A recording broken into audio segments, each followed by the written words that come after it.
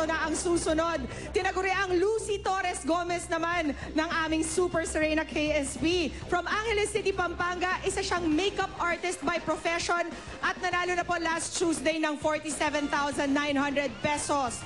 To show us her talent in Hawaiian dancing, please welcome back Micaela Ana Sitangco.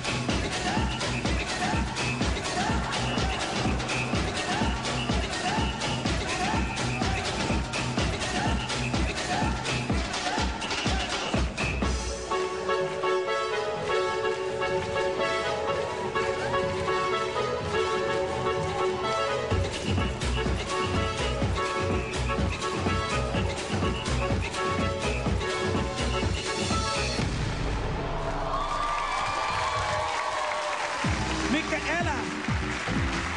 Halika rito. Kumusta si Goma? Tuloy na ba ang pagtakbo? Opo. Very good. Pipili tayo uli ng judge. Lucy Torres Gomez.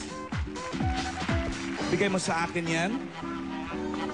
At ang napili mo, si Shibaker. Hello, Lucy. Kamusta ka today? Hello, sir. Okay lang po. Oh, bago yan, gusto ko lang sabihin kasi narinig ko kanina na sabi, ang taong gipit, kay Shibaker kakapit. Ito lang gusto ko linawin, ha? Kasi maraming chismis kumakalat. Gusto ko lang linawin. Okay lang kapit ng kapit, basta wala magagalit. Okay. Ang tanong ko sa'yo, Lucy Torres, kunyari, ako ang iyong fairy godmother. Ako ang iyong fairy, alam ko hindi ko kamukha yan, pero kung ako yung fairy godmother mo, anong i-wish mo pag nakita mo ko? Okay, thank you for that question, sir. Well, if you are my fairy godmother, the only thing that I would like to wish is that please let me to win this pageant. And why? Because I joined this pageant because I want to have the prize and I want to help my family. That is one of my ambition in my life. And I want to help my family in my very own little way. I think that this is a time for me to give back all the love, support, and care that they give me. Thank you so much. Thank you very much, Micaela. Okay ka ba doon, Shibaker? Mukhang okay, maganda yung sagot, no? English version.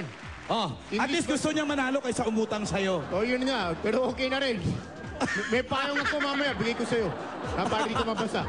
Thank you, Shibaker. Thank you, Micaela, a.k.a. Lucy Torres. At Pia! Ano meron dyan? Mamaya, Alan, naalamin natin kung mag-grant ang wish ni Micaela. Pero dalawa pa lang yan sa aming pagbabalik. Makakasama po natin ang tatlo pang nagagandahang weekly finalists dito sa KSP Super Serena Edition.